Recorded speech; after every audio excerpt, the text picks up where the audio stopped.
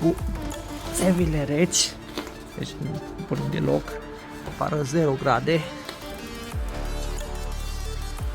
Pornire la rece, nu o să las să meargă foarte mult, că e cam dăunător să fie pornit la 0 grade, doar îl pornesc ca să vezi cum sună și cum merge, dar nu o să las foarte mult.